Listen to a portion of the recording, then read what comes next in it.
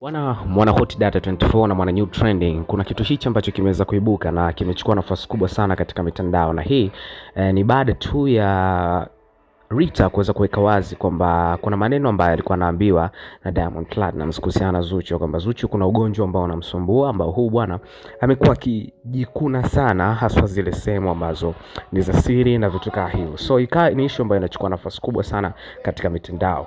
Sasa siku ya leo bwana Mange Kimambi ameamua kuweka wazi kwa kushare video ambayo alimuonesha Zuchu akiwepo anajiandaa kwa ajili ya performance yake. So lazima aweze kufanya training na vitu kama hivyo. So aliweza kuonekana akiweza kujikuna mbele za watu na vitu kama hivyo. So hiyo ikaanza kutoa kiashiria kwamba Zuchu anasumbuliwa na ugonjwa huu ambao of course kwa upande wa Diamond Platnumz umeonekana kama vile umekuwa ni kikwazo sana kwa upande wake. So imekuwa ni issue ambayo inachukua nafasi kubwa sana kwa sababu inaonekana kama vile Zuchu ana be underrated sana na watu au wananyanyaswa kwa mtindo wa kuweza kumsema weakness yake hii ambayo yuko nayo mpaka hivi sasa.